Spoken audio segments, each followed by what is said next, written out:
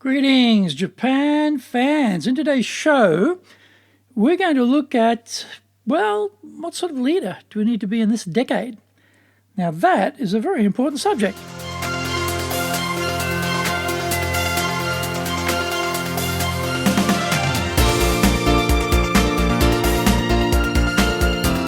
Maishu, arigatou gozaimasu, and welcome back to the Leadership Japan series. I'm your host in Tokyo, Dr. Greg Story, your corporate coaching and training guy, president of Dale Carnegie Training and the best-selling author, Japan Sales Mastery and also Japan Business Mastery. We are broadcasting around the world from Minato-ku in the center of Tokyo, the leadership capital of Japan. Now, this podcast brings insights, examples, and experience about leading in Japan.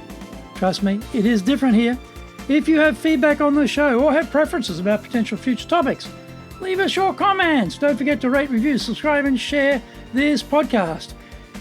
Here's the daily lineup of our podcast series every week on iTunes. Mondays, the Cutting Edge Japan Business Show podcast. Tuesday, the Presentation Japan series. Wednesdays, the Sales Japan series. Thursdays, this one, the Leadership Japan series. And Fridays, the Japan Business Mastery Show podcast. Now, before we get going, today's handy Japanese phrase is, say you wanted to invite friends around, come to your place, maybe have a party or something. You can just say, asobi ni kite, asobi ni kite, asobi ni kite.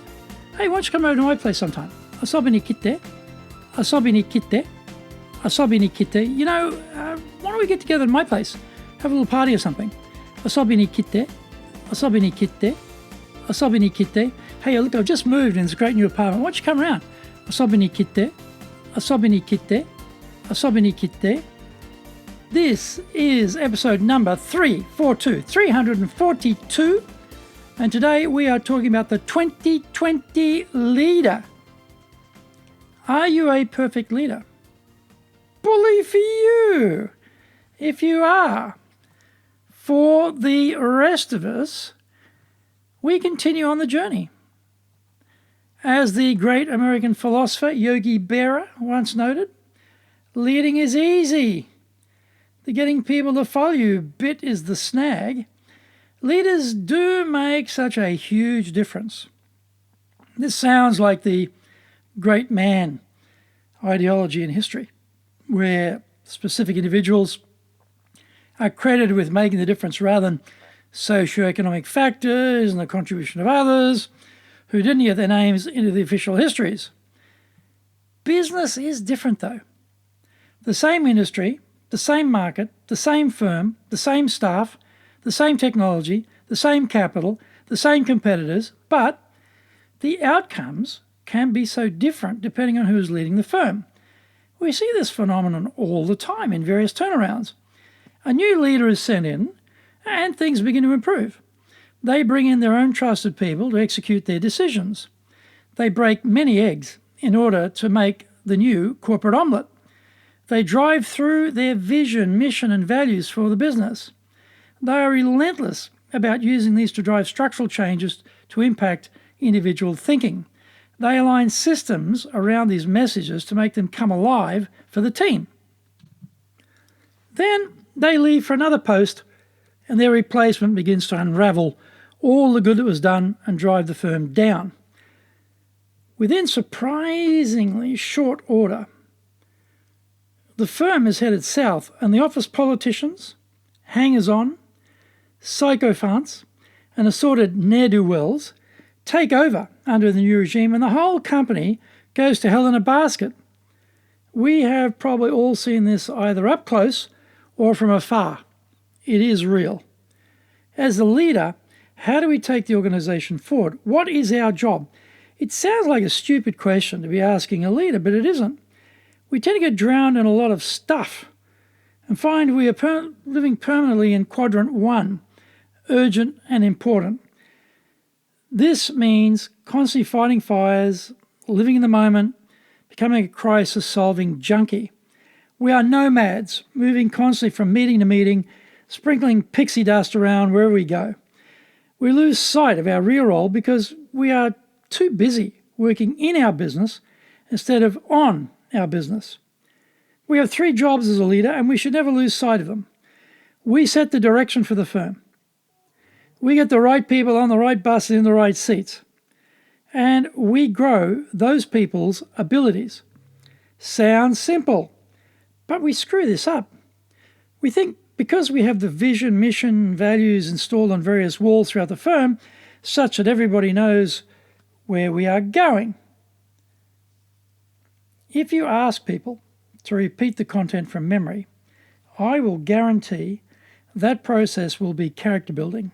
As you discover, they will get 2 of the 5 values and nothing else. If you cannot remember it, I don't know how you can live it. The leader may get sick of saying these things over and over, but that is the job. Maintain a relentless drumbeat on these things so that the team will get it and keep getting it. Find out more, we come back from the break.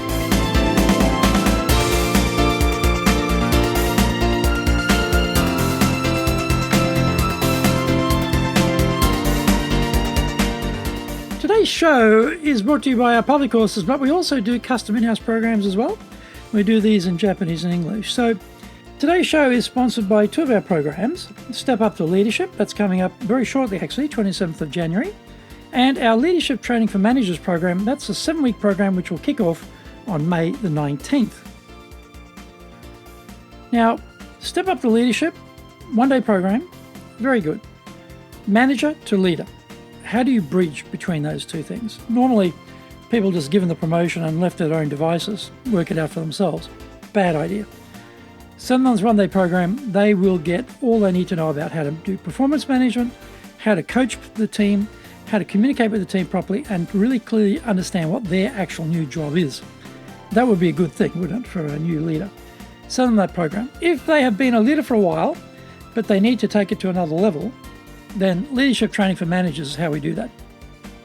Now, a lot of leaders in Japan are totally untrained, actually.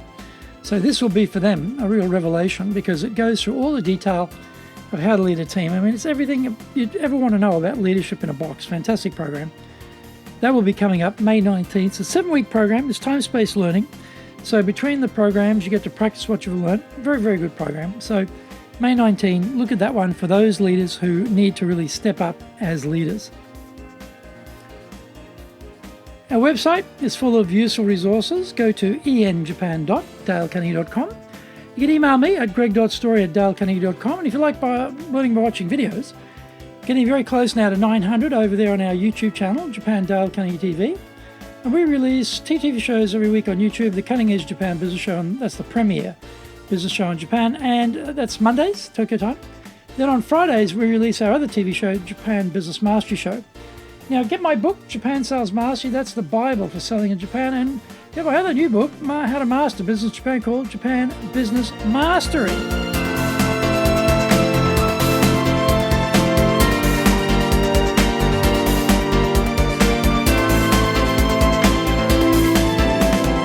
Welcome back. Have the individual work teams brainstorm how to get these lofty words into daily rituals so that we're all living them. When they do it, they will own it. When they own it, these items will become the basis for decisions and actions being taken. Unless we can manufacture the ownership, then these lofty words will be lofty and irrelevant. When there are 1.6 jobs for everyone looking for a job in Japan, the choice of the right people becomes a challenge. A guy I know here has taken over the running of an American firm, and he is out there on the social media telling everyone he is looking for A players for his business, and they should be contacting him. Sounds reasonable, except we're all looking for A players. They are in short supply and now becoming very expensive. We are all involved in a bidding war for talent, and these young candidates have no compunction about accepting our offer, arranging to start on a certain day, and then dumping us for a prettier face, joining another crew instead. This is Japan. Who could imagine such a thing would become so standard? So, recruit and retain become key leader skills in 2020. Today, we need to inject ourselves into the recruit process and not leave this entirely to others. We need to work on retaining good people by giving them opportunities to grow, and that means work assignments, projects, coaching, training, and mentoring. Yes, I know you're already busy, but Look at what is keeping you busy and ask yourself how that content aligns with the priorities that are confronting us all today as leaders. Time to realign our thinking, time usage, and priorities to match the demands this new year is ushering in.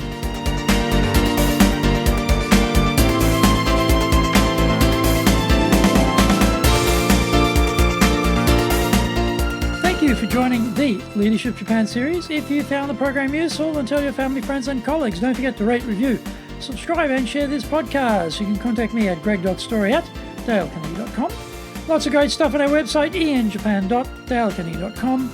Until the next episode, take what you thought valuable, put into action, because idea application is what makes winners winners, so be one of them. Remember, I'm your corporate coaching and training guy here in Japan, ready to help you grow your business.